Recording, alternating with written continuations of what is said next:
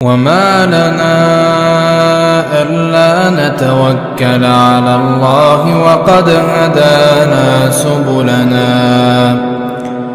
ولنصبرن على ما آذيتمونا وعلى الله فليتوكل المتوكلون. Hingga kemudian, oh kalau gitu Ustaz saya belum hafal Quran nih, gimana Ustaz? Ya hafalin Quran. Ya curahkan hidup antum, waktu antum, tenaga antum, kesempatan antum untuk menghafalkan Al-Quran semampu antum. Sampai di mana batasannya gitu. Kalau mengatakan Ustaz nggak bisa Ustaz, ya udah nggak bisa antum kalau mengatakan saya nggak bisa Ustaz. Tapi ketika mengatakan Bismillah saya bisa, nanti Allah yang anugerahkan itu. Ini yang Allah Subhanahu Wa Taala tegur dulu Nabi Muhammad SAW. Antum bisa baca di dalam surah Al-Qiyamah itu kan. Ketika Nabi Muhammad SAW terburu-buru untuk bisa menghafalkan Al-Quran itu, begitu diperdengarkan oleh Jibril, mulutnya ini ngikutin gitu. Maka Allah tegur, la tuharrik bihi lisanak. Jangan digerakkan dulu tulisan ente itu. Lisan antum jangan digerakin dulu. Lita'jala bih, karena terburu-buru, tergesa-gesa ingin mendapatkannya, menguasainya.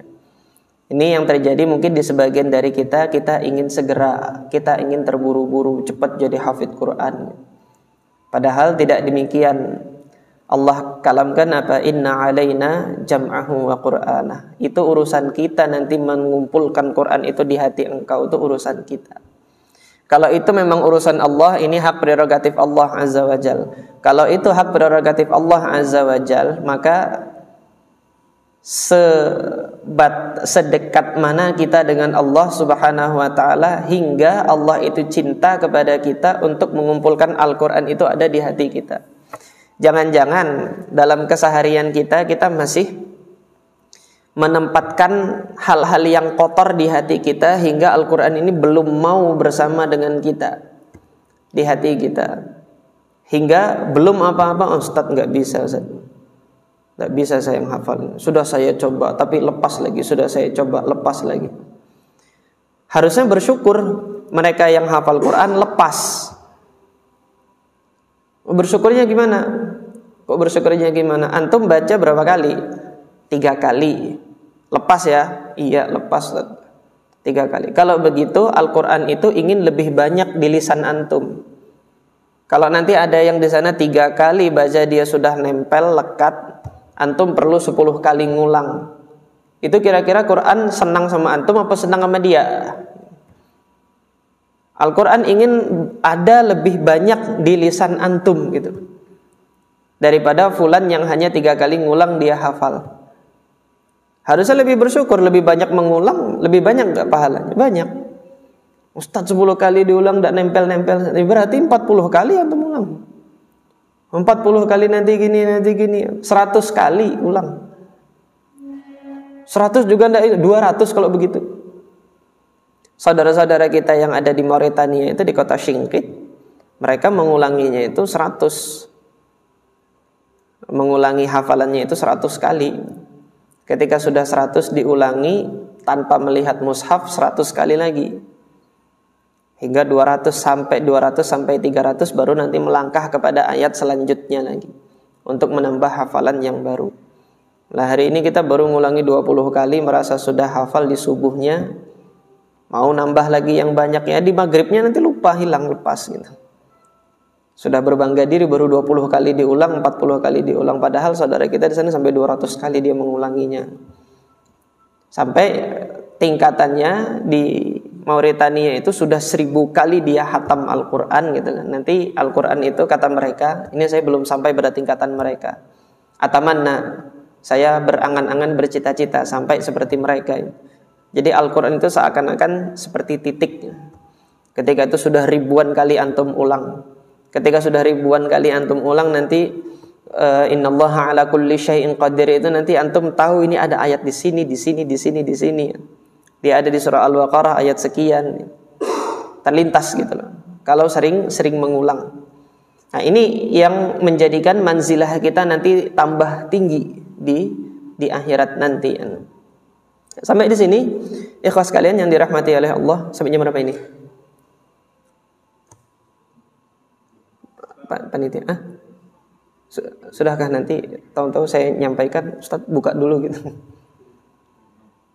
Kalau masih panjang, maka kita ingin membahas di sini keutamaannya bulan Ramadan ini dengan aktivitas kita untuk membaca Al-Quran. Mudah-mudahan momentum Ramadan ini bisa menambah kecintaan kita kepada Al-Quran. Ini menjadi madrasah kita. Nanti selepas Ramadan, kebiasaan baik kita dengan Al-Quran ini tidak lepas. Ada satu faidah, bukan satu faidah, banyak faidah yang ditulis oleh Al-Hafidh Ibnu Rajab Al-Hambali dalam salah satu karya beliau namanya Lataif Al-Ma'arif. Al-Imam Ibnu Rajab Al-Hambali rahimahullah itu di dalam kitab beliau Lataif Al-Ma'arif ketika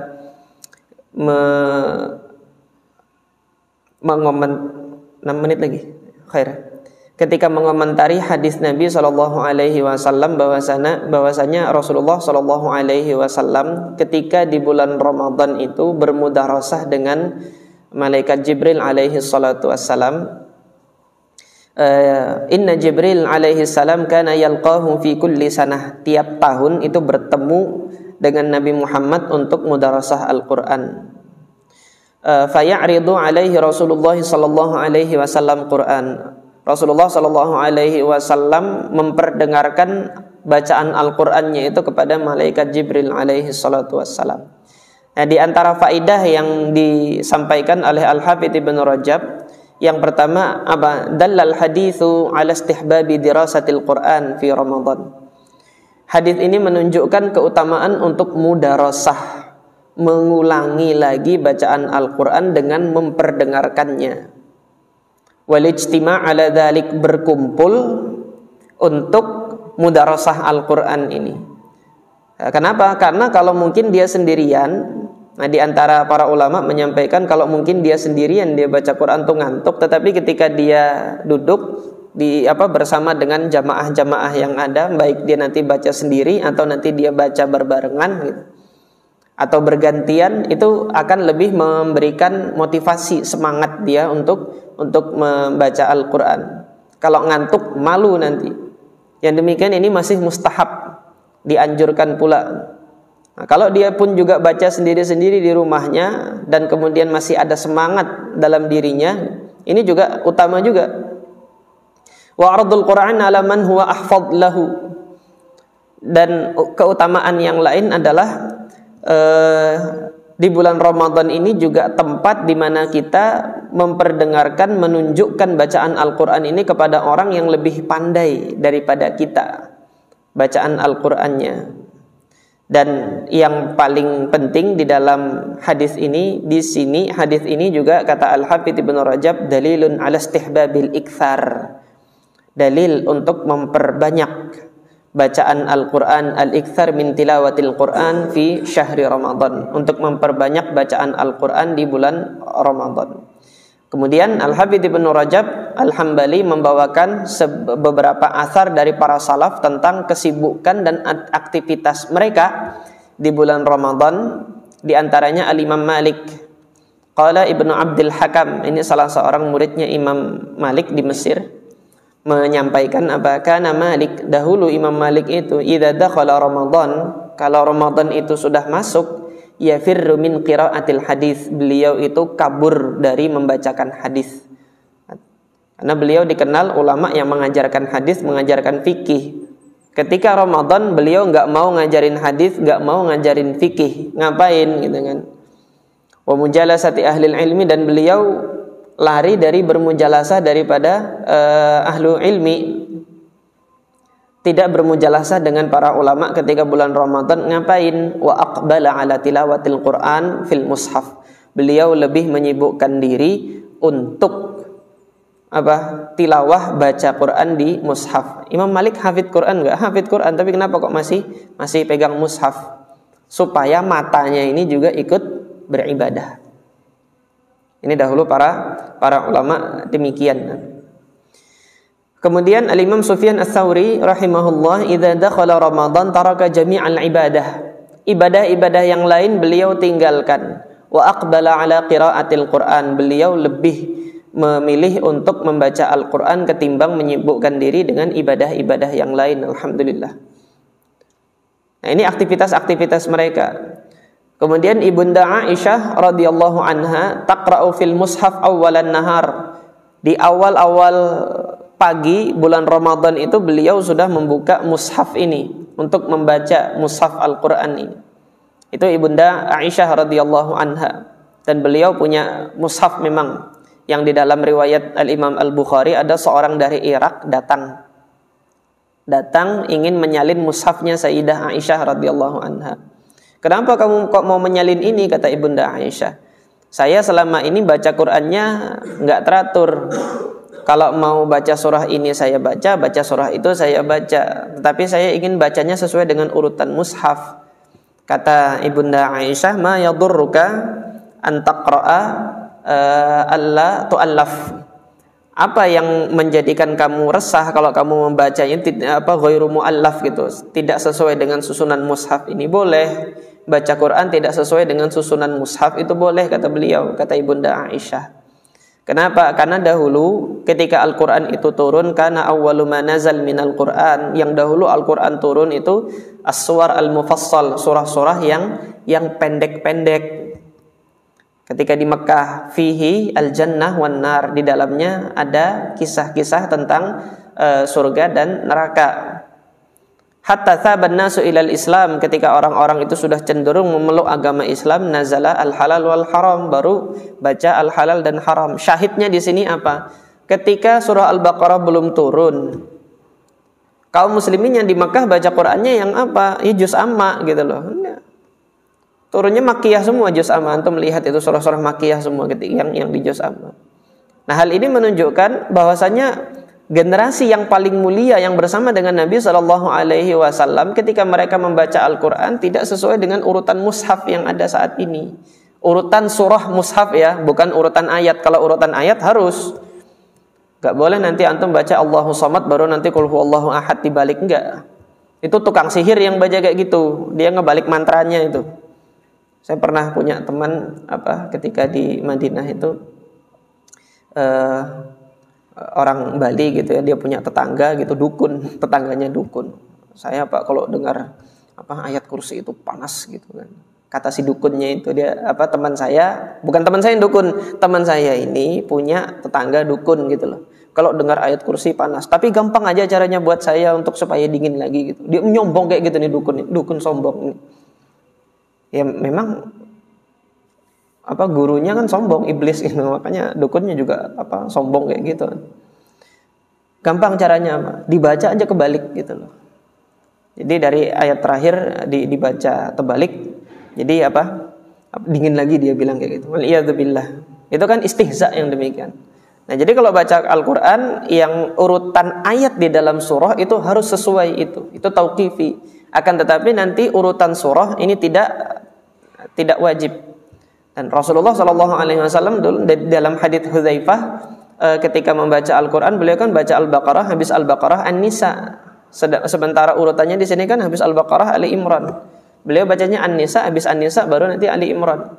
Hal ini yang menunjukkan bahwasanya membaca Al-Quran itu tidak harus sesuai dengan urutan surah di dalam Al-Quran itu.